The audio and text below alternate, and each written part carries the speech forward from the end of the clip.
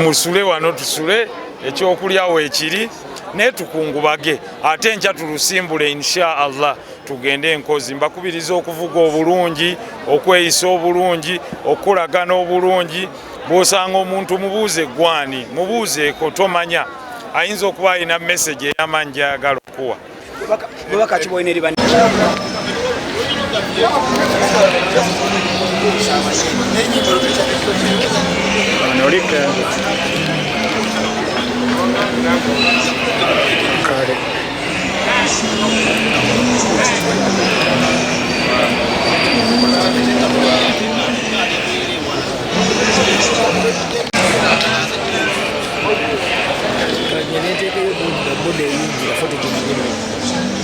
Semolina.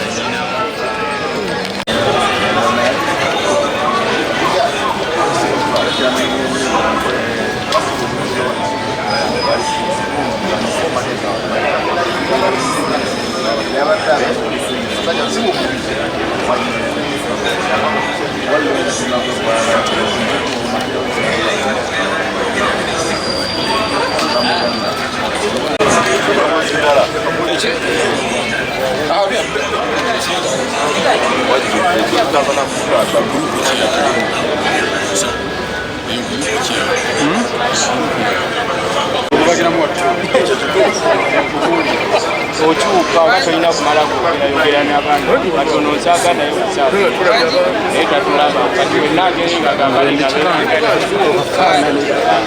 nze kati baani abazanya ba Adam kino simanyi nabisimanyi banga ndi kubyamba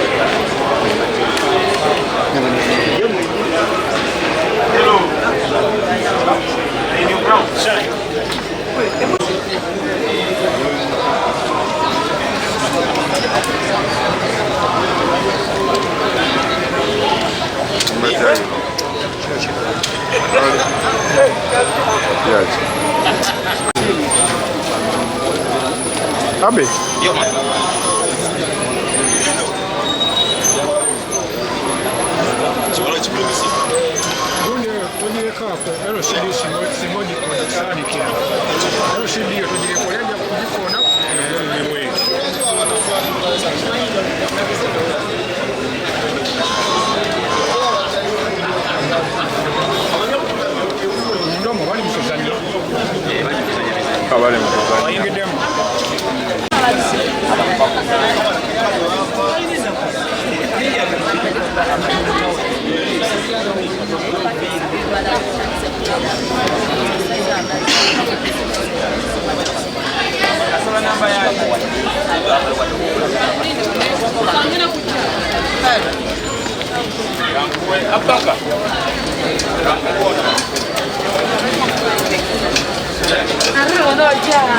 Nyo kitalo baana bato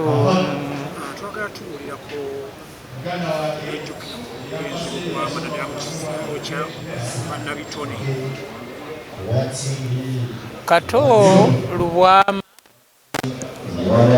ya bumbirwa mu katiba kake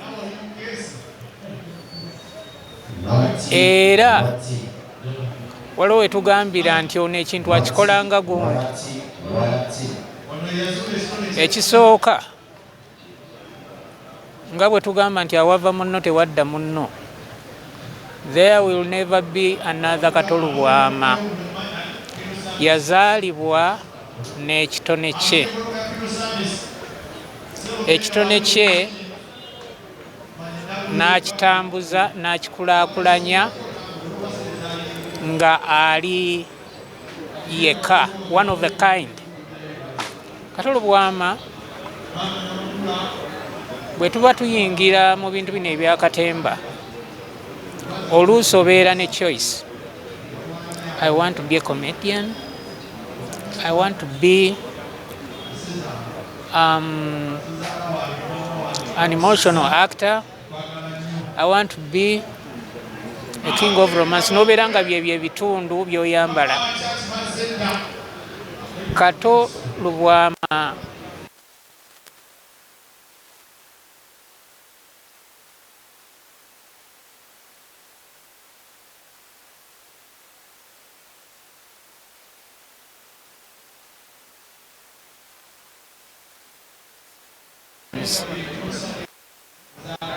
katemba we ng'amuzannyira mu kusanyusa okusinga, n'afuna karakita nga n'okulabika obulabisi bw'ati abantu ne bamulabako abatannayogera nga bonna batandise dde okuseka. Nga actually ng'asinga ne Mr. Bean, kuba Mr. Bean wali olwomulaba n'otaseka na kuseka, naye n'olulabikako enduulu ne zitta abalabi.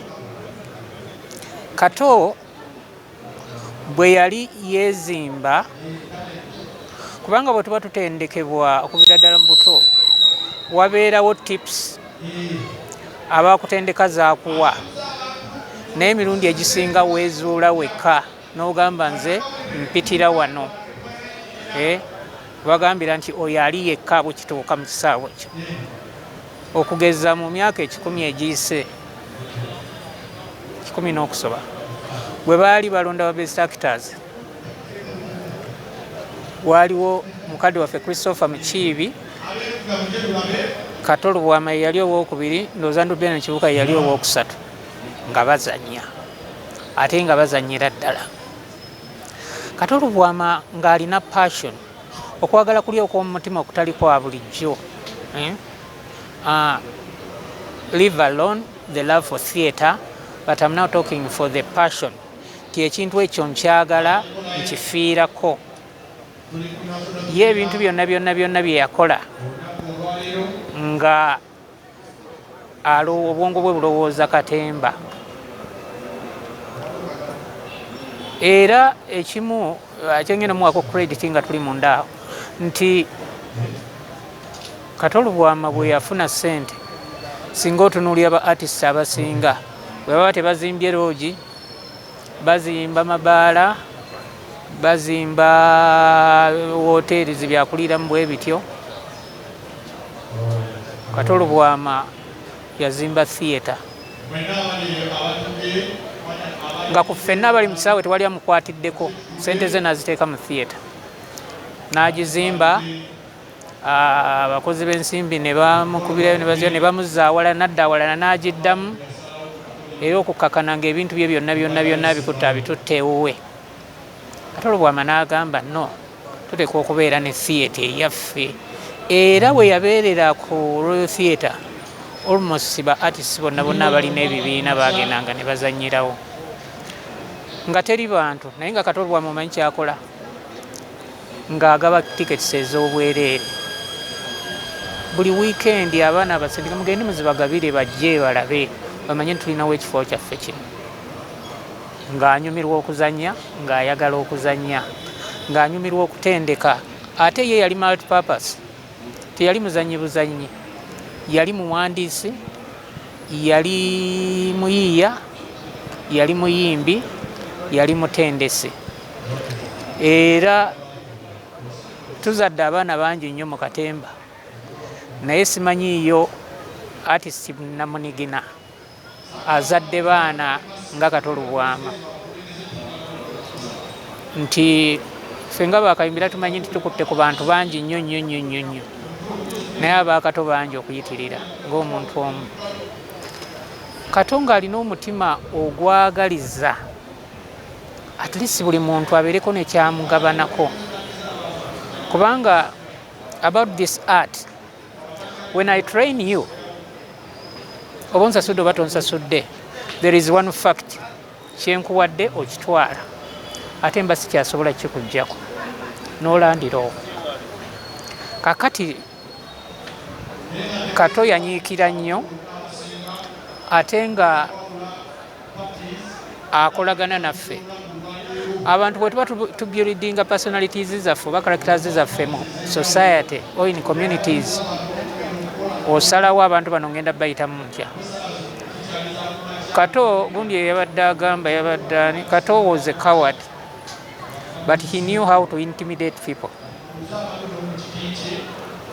Ngabagamba gwe namakula nja kuloga nze ewange nina amasabo nepankiraako.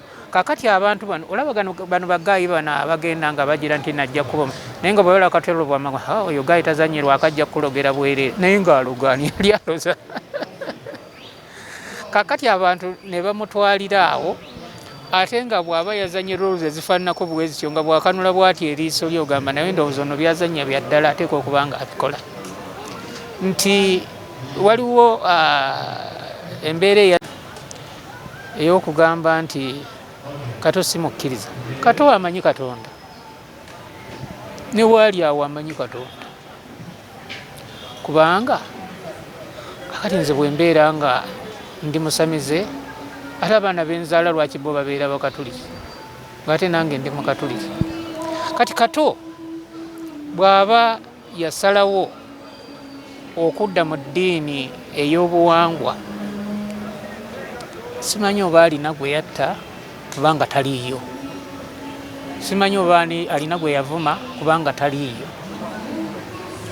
Nze nange nenyumiriza okubeera nti ewaffe gye nsibuka lwakubeera nti ndi Muganda aweereza nnyo Buganda, naye ffe tusibuka Bunyolo. Kati waliwo abantu abamu abeyita abachwezi, kati now you are talking with the true muchwezi. Abasajja bonna bonna be mulaba bagwa, nze nabadde wano ku makya ng'olwo maze ocommunicatinga naye, I communicate with them. Akati ndowooza ebyo bannaddiini babiwulira bayinza n'okungoba mu ddiini yaabwe.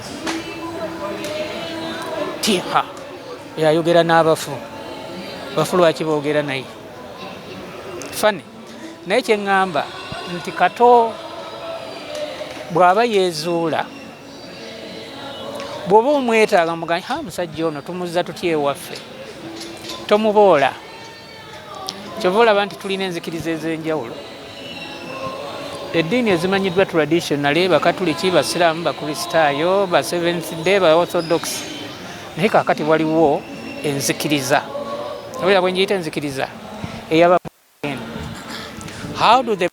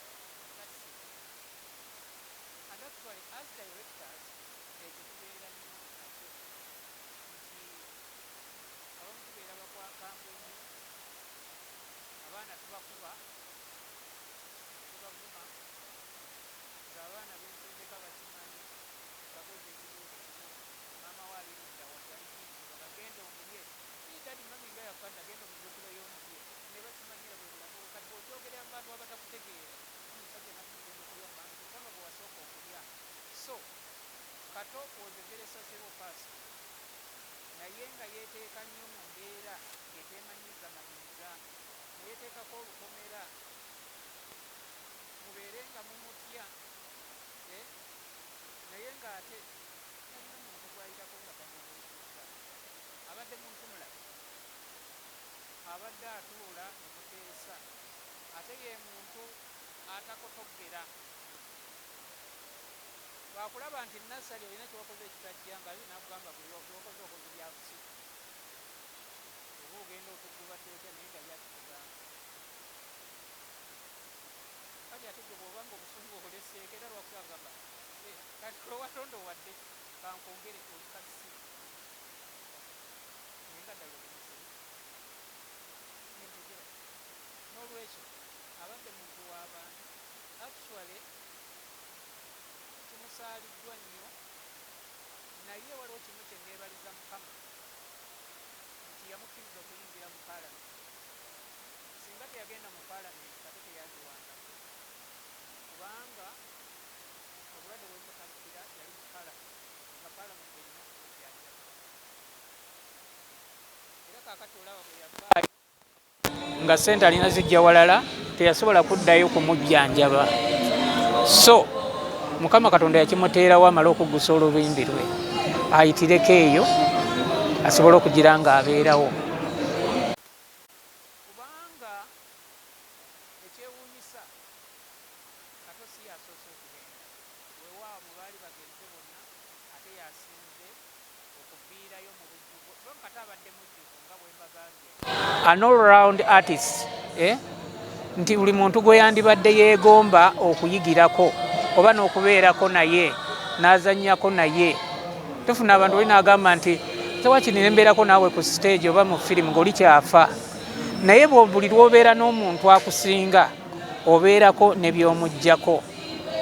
Kaakati ye eyabadde empagi luwaga nnyo nnyo nnyo bw'eba emenyese okunoonya empagi gy'osimbawo awo ate gye tweyongera ogenda nga tukula naffe amaanyi gatuggwa kati viga eri gye twalina nga tutendeka abantu be twasooka okutendeka yagwawo.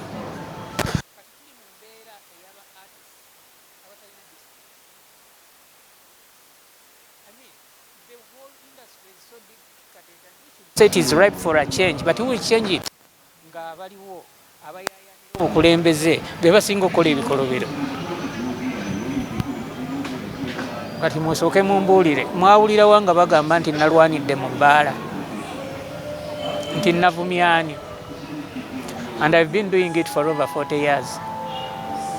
Naye ekizibu nti bwe muyingira mmwe mumera ebiwawaatiro mulowooza nti oba mukiwulibuulizi nti muli ba kitalo nnyo naye ate nga Kafeero yabagamba dda toli wa kitalo nga ggwe bw'olowooza twali tulabye abanene.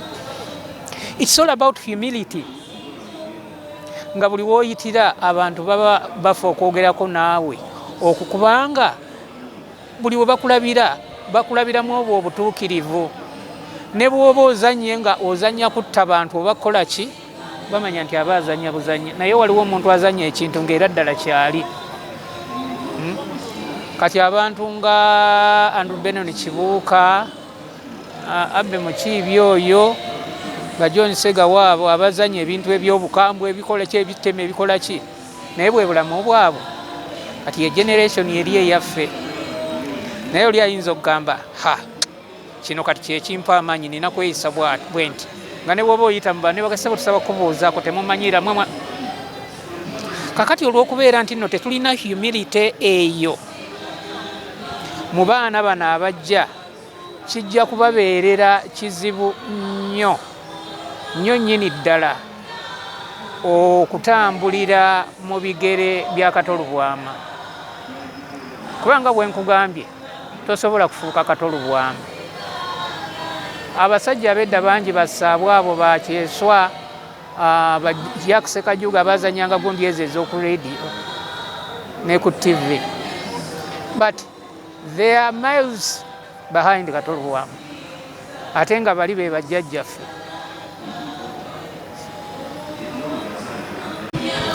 Because he has been one of a kind, and if during his lifetime you never picked a leaf from him, you never shared something with him, you may end up reaping nothing. Because he has never been a selfish person, and with him it is Uncle Kato Lubwama, nsaba kujja kuzanya, I want to come and perform with you. He come. I need a moment with you. He will be there. Now, if you don't take that opportunity to share with people like Kato Lubwama, now that he is gone, maybe you will go to his grave and say, Kato Lubwama, vaayo, ojjo tubuulire wakikolanga otya. And I can assure you, simanyi yo artist, ate bonna mbalabye, agenda kutuukako Kato Lubwama kyatuuseeko. 7 days, full house. We used to have this here. We are performing a play and we get full houses for a full week. And he's doing it when he's laying in state. Not anybody will get that. Not anybody can get it. So it means that losing such a gem is a great loss. Not only to us, the still surviving artists, but to the coming generation, to his family, and the nation at large. And you know, it's funny that when the Right Honorable Deputy Speaker was talking about him, he was a weapon in Parliament. He was the only one who could humble other parliamentarians who were misbehaving. So, whether he contributed or not, within their community, he was a strong treasure for them. So, like I've said, very rare. And it comes once. Is it a blue moon? He may never come back, because the person of Paulo Kato Lubwama is gone. Maybe his spirit will loom around as they do, but being him, forget. I mean, those are double standards, my friend. I could swear that all people have ever, actually they don't go for witchcraft, they go to pray. Yeah? How many faiths do we have? Catholics, Protestants, Muslims, Orthodox, Seventh Day, born again, and the traditional religion. Ndikanchiddemu mu Luganda, eddiini y'ekinnansi, enzikiriza y'ekinnansi, ntongole even in the constitution. Kati lwaki aboolebwa? Okay, yabatizibwa. Akati bwemba mwamubatiza, bwemba mugendedde ku bye boogera oba abamawulire bye boogera, lwaki temugenda ne munoonya endiga yammwe? Oyinza okuba ng'olina millions 5 ogambye Catholic Church ez'Abakatuliki, kati endiga emu neebula, togyetaaga? Kankubulire, Joseph Mayanja, that is Chameleon, bwe yayingira obusiraamu, ekereziya yatabuka negenda nemunonayo. Yali yetumye Gaddafi, ekereziya yamunonayo mu busiraamu. Kati lwaki ono bwe baba bagamba nti nno endiga yaffe ebuze? Kubanga oli gundi the shepherd aleka endiga 99 n'agenda anoonya eri emugenzeeko. Kubanga bw'ataginoonya n'agamba eyo beegende egende nina nnyingi, zijja genda emu kwemu. I don't buy that. Actually, omuntu bw'aba tagenda mu church, waliwo ekintu kimu kye neebaza President Museveni. During COVID, yabagamba mujjukire buli wamu Katonda abaawo, tusomere ewuwo. Abantu batulanga ku TVs ne tusoma.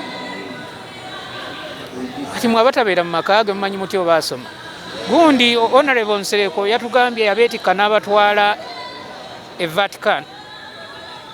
Kato n'avunnama ne yeegayirira n'agamba, nze ndi mwana wa Ssaabakristu, nze Pawulo.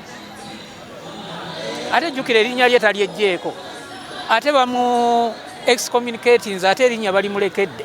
Does it make sense? To me it doesn't. Wabeerawo ekiseera wootuuka n'ogamba nti naye eno gye ndi ye watuufu, njogerera wano. nze lwakubeera muganda nsibuka Bunyolo, nze obujjajja bwange mmanyi gye buli. Ate kibeera kizibu nnyo okuŋŋamba nti suulawo obujjajja bwo kubanga bajja kuyita musamize. Actually nze ndi musabi nnyo, ndi musamize nze awedde emirimu. Ate nga Vanguard o giyite enkuluze y'olulimi Oluganda n'obuwangwa bwabo ebikwatagana n'eddiini y'Abaganda byonna mbimanyi bulungi. Kati mulaba wano kugundi zammwe zino, kamera zammwe zino, waliwo ebimu bakama bamwe bajja bigamba oyo sitaani mu jeemu, tulinawo yabalokole. Kubanga omuntu abeerako omuzimu gw'abajjajjaabe, wabeerawo Lubaale, wabeerawo amayembe, wabeerawo emisambwa. Ate bino bye bimu ku bintu bye tuzannya. Abaana bano bonna gye mwasomera ku masomero, you did practice that in music and dance and drama, folk songs. Ne muyimba Lubaale w'abaana golokoko ntwale wantwala, naye ne mbakatuliki bibeerayo, ne mbakristaayo bibeerayo mu nnyimba ez'ekinnansi ezisamira. Lastly, what's your message to the blossoming artists and actors out there? Humility. You can only be exalted if you remain humble and always yearn for knowledge, because you know nothing and you are in a generation or a period where you are the I know more when actually you don't know anything. N'olwekyo mwetowaze, mubeere bakkakkamu, muyige okuyigira ku balala. Obuwombeefu tebulina kye bikuggyako. You know, I'm the kind of guy who will say, oh, sorry Bridget, when you have stepped on my shoe.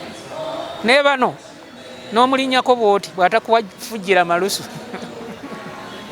Mubeere bakkakkamu baana bange. Kubanga gwe by'ozannya abantu bebakulaba ne bakwagala ne beesunga okukulabako bagenda okutuukako ng'oli nsolo nkambwe. You see what I mean? Nga bakukyawa baba tebakyayagala kumanya. Nze nazze wano kunyumya mboozi zange endala, kati buli wamawulire ajja wano babanjagaza ki? Temufaayo, ebisigadde mujja biwulira mu National Theatre. Abalonzi bamuteeka nnyo ku stress, bamusaba kino nekirina kiri ate ne bamala ne bamudisappointing. Mube baamazima, buli muntu yenna mwabampuliriza wannaamu abandaba, buli eyaliddemu Kato Lubwama olukwe naawe bajja ddukuli, naawe kibajja okuyisa. N'ababadde boogera wano abamu bwe mbadde nkebera nnyo emitima gyammwe, oluusi nga mwawukana n'ebyo ebyoyitibwa mu mitima gyammwe. Kakati ceasefire Uganda at 60 yakwebaza Jenosale ate n'omubaka ono gwatumye nti oluvannyuma nga bagenzeeyo Jenosale yabasindikira tulabe mbawulirize tulabe butya basobola okuyambibwa. Maama Prime Minister enteekateeka y'abakulu bano era n'omuzannyo guno era tugenda mu maaso era bajja kufuna gavumenti ejja kubawa obuyambi maama. Enjawukana eri musuuza zaabadde ayogerako, gavumenti ekoze ebintu bingi mu indasitule eno naye tiwali asobola kukolera abantu nga mwawukana muli kuba enkokola. Sente ze mufunye mu microfinance zisoma mu 20,000 naye kino ekibiina kyakajja enkya nga mutondawo akabiina akalala bali nga bali tubonyebonye nammwe. Naye kakati tusaba mwegatte mufune ebintu ebinene, naye bwe mubeera nga buli muntu asaka kake ono yakavaawo abana nga bakeera nzaawe sibamanyi abafeefe twasookawo bali baana bato temugenda kufuna mu gavumenti. So n'olwekyo eri musuuzi ono byayogedde mubitwale nga nsonga nkulu nnyo. Omuba musazeewo okulonda ababakulembera mubakkiririzeemu, mubawe ebirowoozo byammwe, mubereke ebbali mubayambeko, mubawe amagezi mulabe gye banaabatuusa. Bino byonna byemulaba wano National Theatre wano, nze guno gwe mundi gwagusoose okujjawo wano. Yes, gwe gusoose naye ng'emisango bawagira nnyo mubimanyi ngezaako naloota n'okubakolamu ssaka eyawamu era ne munvunvubika era abaazitwala batono. Kati mbasaba gavumenti eribedde ndowooza maama prime minister ajja kwogera ebintu bye bisingako awo eyagala nnyo okuyamba era omuntu eyogedde nti musooke muteeka eddagala maloofu mutufeeko. Njakulowooza nti oyo abadde n'obulumi obw'amaanyi ennyo eri omugenzi waffe ono yeerabira ebituufu ebisobola okuyamba music industry naye nga tulwana nnyo era gavumenti weeri era maama prime minister azze. So kantwale omukisa guno n'ebigambo byange ebyo byenjogedde kulwane bigambo ebyo byange kubanga n'enkya nsobola okubiddamu. Njakutwala omukisa guno okuyita maama prime minister ajje atusaasire ate oluvannyuma lwa famire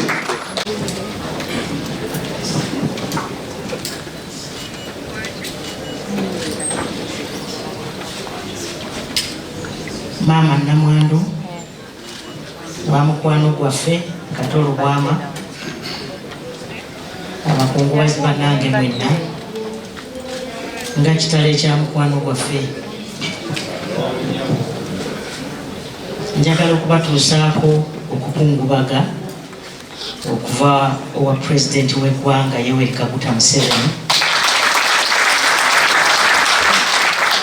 Akimanyi nti mukwano gwe era mukwano gwaffe ffenna yagendanga ennaku z'omwezi 7.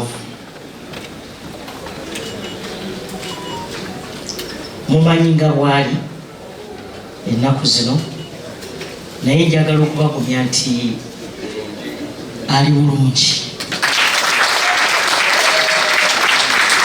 era saawa yonna ajja kutereera addemu akakalabya emirimu gye nga bwabeera bulijjo, naye abatuusaako okukungubaga byonna sali musale byakola wano abimanyi era yamutuma. Bwe mbadde nzija wano njogedde ne PPS kuba pulezidenti ayogeddeyo naye ku makya ngenda mu kabineti nanga nti ye yakiriyalinga lwakuba nti jjo bwe batestinze yabadde akyali positive naye nga munaku 2 symptoms zonna zakiriyalinze abadde akyali negative naye nanga nti ali strong, akola buli kimu, afunye n'omukisa okusoma ku paperwork. Yes, kuba bulijjo abeera busy n'atafuna mukisa kwekkaanya. And so ndi wano ku lwa gavumenti ya President Museveni. Era Kato Lubwama muzee yamujjanjabako ettake. Lwakuba nti banaye tulina okukimanya. Era omuntu atakimanyi mumusaasira. Nti ffenna Kato gy'agenze ffenna liki? Ewaffe bagamba sekiriba kya ttaka. Atusooseeyo obusoosi ffenna gye tukola ki? Gye tulaga. Tulina okubaako n'ekyo ekikkiriza. Ffe abakkiriza mu Katonda ne Yesu Kristo tukimanyi nti ssaawa yonna tuba tuli beetegefu. Si kyekyo? Yatusooseeyo obusoosi mukwano gwaffe. Ate abadde akimanyi bayirawo. Nasemba kwogera ne Kato Lubwama I think a month ago. Nanga nti bannaye nze Nabbanja njagala ssente. Ye nga takweka. Era babadde nabo naye mugati alinja kuweereza naye ate nembeera bize afudde simuweereza. Kinnumya okuba nga nzirese nga afudde.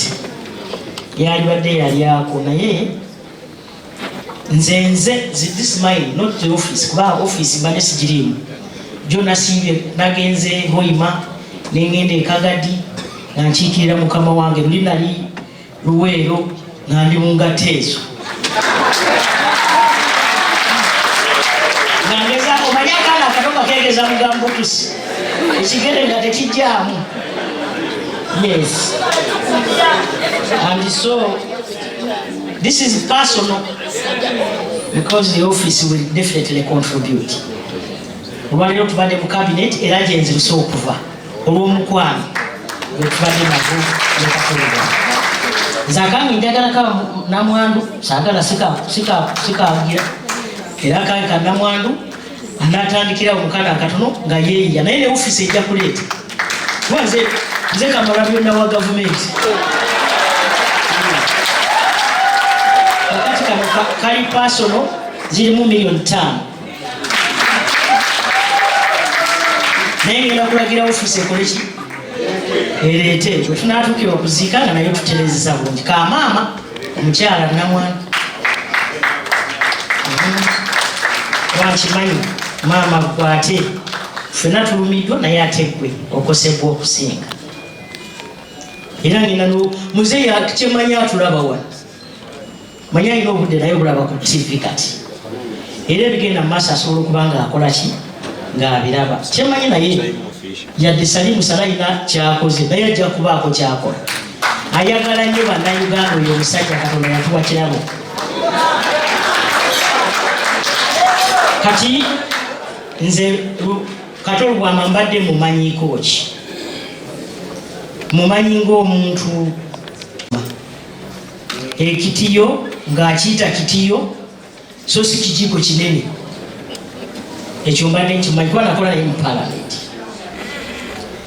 ekyokubiri kyembadde mumanyiiko namupangisaako nno nange kakumira eyo ajja asanyuse ku bantu nange mbaddewo se mu ngeri yange mu butono bwange Kato Lubwama nga bw'abanga alina kyayagala ddala aba akyagala abantu abamu babale tebamanyi nti alina amaanyi ago naye kyenjagala bannakatemba oba ba artist bamwigireko ge mazima bwagamba nti genda kutuuka ku shooyo essaawa 10 era ssaawa 10 aba atuuse tajjaako ssimu abalala omupangisa ajje asanyuse abantu n'okuba ssimu n'okoowa najjako nesimu ayinza n'okwefuula nti yafunye accident naye ebyo Kato Lubwama abadde tabikola tusaba ebimu ebirungi mukotoko indasitule yamwe ekole ki ekulaakulane ofisi yawandiise statement mukkirize ngisome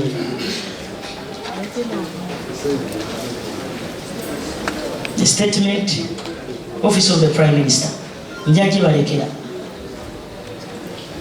the statement by the office of the Prime Minister on the death of Kato Lubwama, an artist and a former member of Parliament for Rubagara South. On behalf of government and on my own behalf, I extend our sincere condolences to the bereaved family and friends of the late Kato Lubwama, the former member of Parliament for Rubagara South, who died on 7th June 2023. Lubwama was a talented artist who made a significant contribution to the development of the creative industry in our country. In recognition of his contribution to the entertainment industry, in 2017, on Heroes Day, His Excellency the President Yoweri Kaguta Museveni Saabalwanyi awarded him a medal in 2017. Lubwama had constructive ideas and brought life to the 10th Parliament through his remarkable sense of humor. Lubwama was a celebrated actor who has left an indelible mark on the entertainment industry.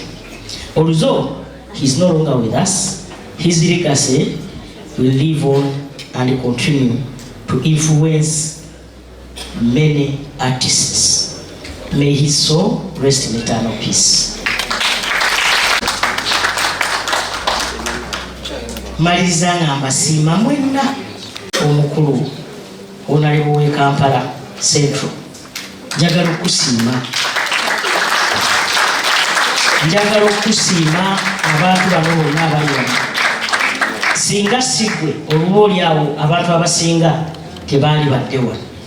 Naye njagala okusiima okubeererawo Kato Lubwama. Njagala okusiima Salimu Sale olw'okuba Kato Lubwama abadde mukwano gwe nga ye ng'omuntu. Njagala okusiima Cissy Namujju. Namanya Kato Lubwama ku Cissy Namujju nga tuli mu paalamenti. Namujju mwali ba mukwano nnyo ne Kato Lubwama. And lastly, njagala okusiima family. Mwebale okubeererawo Kato Lubwama paka Katonda lwamututte. Naddala maama waffe, maama w'abaana, weebale nnyo. Ate tokoowa kubanga olina omulimu, abaana ndaba bakyali bavubuka. You are supposed to mentor these children. Ate naawe Katonda lwali kuyita nga bw'aba ategese Katonda, ffenna tuli awo tumanyisa awayo n'akola ki, wayagalira watutwalira mu ngeri. Buli muntu alina olubimbi lwe, bwe lukoma ng'okoma. Ekisembayo kye njagala okusaba ba artists, mbasaba okwagalana. Gavumenti yaffe eri ready okukola nammwe. We are ready to work with you irrespective of your political affiliation. Kubanga tukimanyidde ddala nti mutwetaaga, naffe tubeetaaga. We need each other.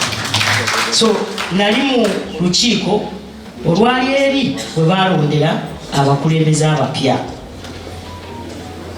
Serene Streets. Era njagala okubagamba nti tukyali ku ekyo kyennyini. N'olunaku lwa leero etteeka lye mwogerako twalyogeddeko ku principles zaalyo. So ffe tetulimba, mubadde just nga temuli organized nga minisita bw'ayogedde, naye kati temuli wamu mujja kufunamu nnyo kuguno omulembe. Mujja kufunamu nnyo n'abaana baffe kubanga mumwe muli olwaliro ekyabaana baffe be bali mwene industry. It's not a one man's show.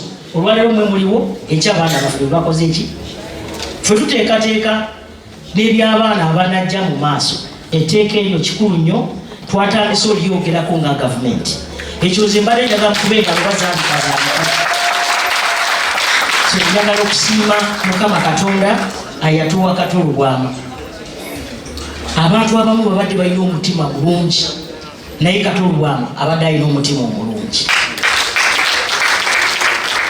Mukama Katonda amuwe ekyomwo ekyemirembe. Atambula ne muzeeyi.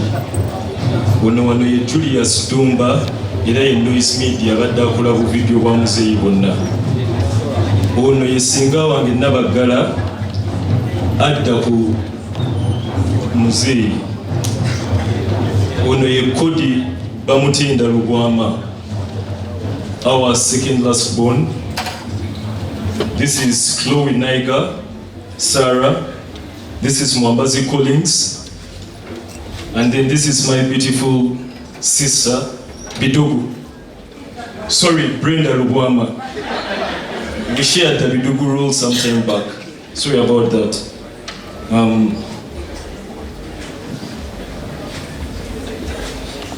Theatre, we celebrate the extraordinary life and legacy of our beloved father, Honorable Kato Lubwama. It is an honor to stand before you, not as just his son, but as a fellow creative, whose path were illuminated by his unwavering passion and mentorship. Our father loved his art, and art will forever love him. These words resonate deep within us, for our father's love for the arts was boundless. He poured his art and his soul into every production, every script, and every performance. His dedication and unwavering commitment inspired us all to be so strong, to carry on with moments which are difficult. Today, we would like to express our deep gratitude to the incredible individuals who walked this artistic journey and parliamentary journey with my father. We would like to thank the presidents, His Excellency Yoweri Kaguta Museveni. We would like to thank General Salim Saleh, Alhaji Nsereko Muhammad Tata.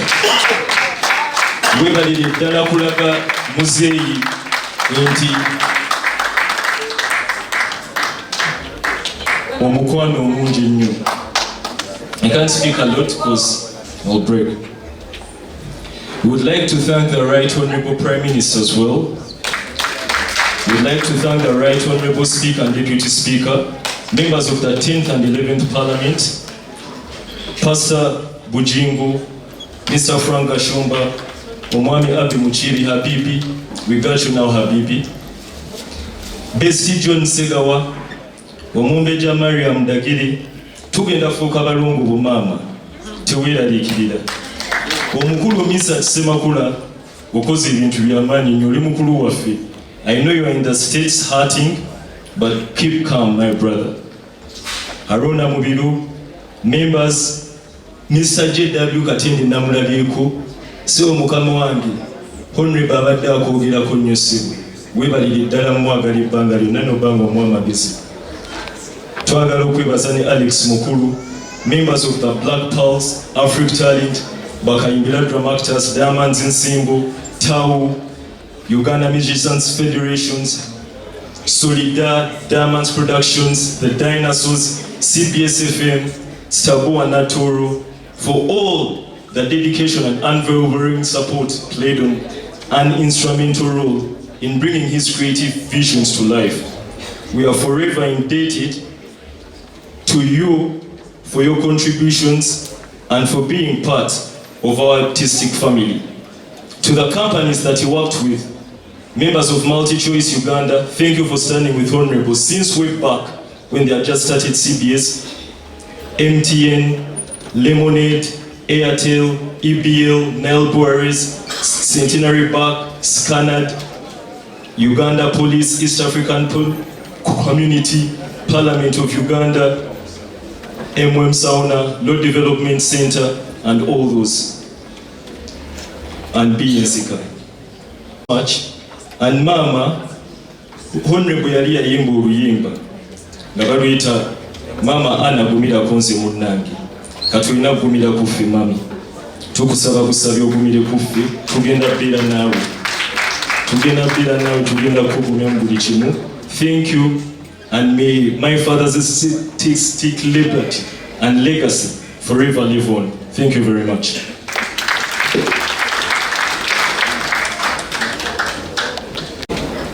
I think I told you different now, so I'll just give a very short dedication.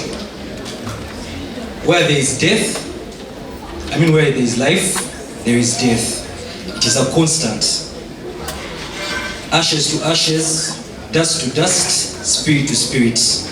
As we are all born, we acknowledge that we come from and we return to ashes. And just as the ashes return to the earth, nourishing the soil from which new life springs forth, his spirit too will find a place in the collective consciousness, forever woven into the tapestry of memories and experiences we've shared with him. His spirit will stay with us. Let us find solace in the knowledge that his spirit, his essence, continues to live on, untethered to the limitations of the physical body. Let us find comfort in the knowledge that he has returned to his divine source, and let us remember that his spirit lives on within us, fueling our actions and shaping our futures. Through the memories we hold and share, and the lessons that we'll carry forward, his spirit will continue to thrive and will forever be intertwined with us. Thank you for your time. Right Honourable Speaker, Right Honourable. Good evening, everyone. I thank you for every single person that is here to come and celebrate my dad.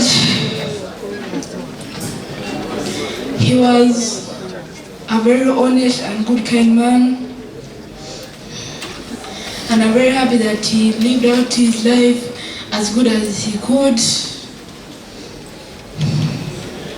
I wanted him to just stay a little bit longer when I finished my primary, but God had different plans.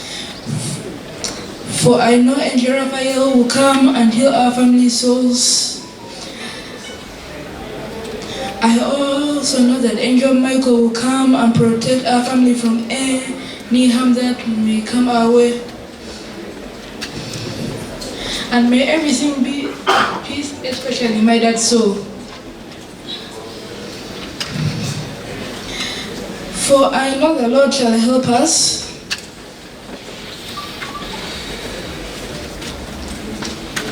and I also want to continue out his legacy throughout our family generations. I want his legacy to live throughout generation after generation after generation after generation.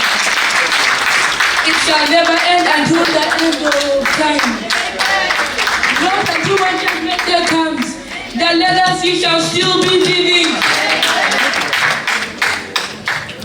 Thank you very much for your time. Engalo za kodi Julius Honorable Kato yakutukira mu ngalo zone. Please.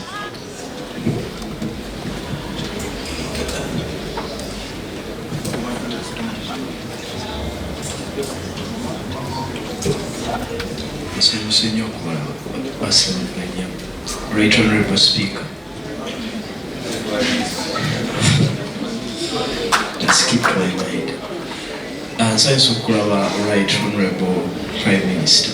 Ebyange si bingi. Ekisooka kubwa fenga bwe tubadde tumuyita. Tubadde tutambulira ku principle yamu. Tubadde tutambulira ku principle eya definitely I'm not here to suffer. I'm here to enjoy life. Fena era n'abantu abalala eyo abazze bamulaba ye obulamu bwe abadde abulivinga to the fullest. Oba ayina ssente oba tayina, twava wano ne tugenda ettaka Honorable Siso yakimanyi ne Haji Nsereko nga tulina miliyoni 5 zokka, naye twavaayo bingi. Mbebaza mwenna naddala Alhaji Spring, nkwebaza na buli omu yenna. Nsaba ng'era kodi bwagambye kuba kyekirooto kyakuubwa legasi ye kugenda maaso naddala eggwanga lino okubeera ne one stop center nga bw'olaba America bweyina Hollywood, Uganda efune film city. Era yali ayagala nnyo gituluma maama we Naalongo because twali tugezaako nnyo efforts zonna ne zigaana. Uncle John onatusonyiwa twagezaako wadde Honorable yagezangako nnyo okubyekolera kino kyamuyinza kyali kinene because ayagala kukolera industry.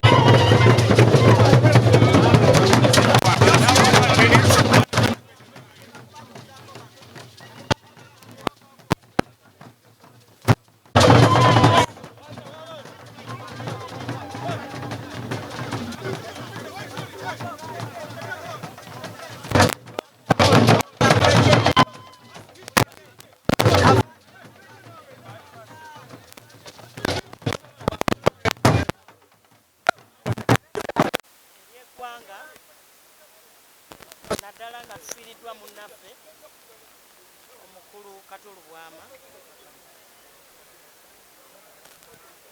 nti Kato Lubwama emirimu gyagikoze era n'agimaliriza. Ffenna tugenda kukola emirimu era naye okuyita mu nsi muno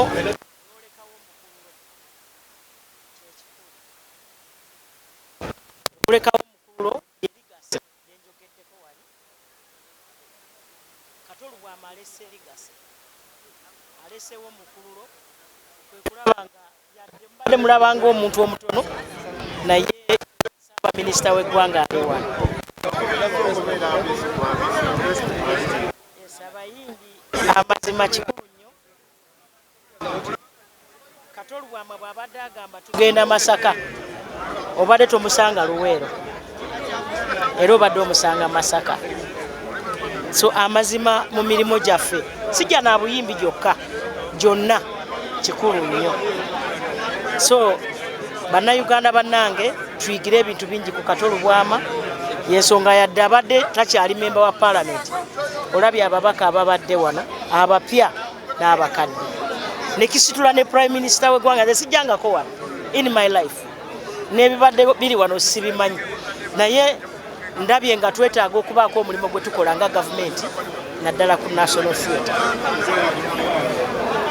Muzeeyi waffe ali bulungi nnyo yadde nga abasawo tebannamukkiriza kutambula, ali mu mbeera nnungi.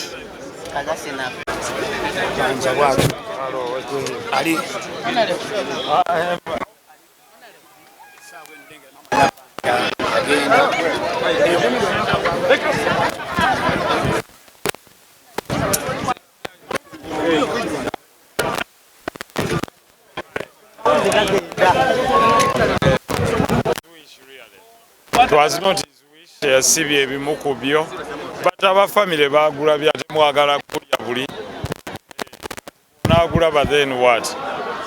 So kyekyo mwebale nnyo, mwebalire ddala.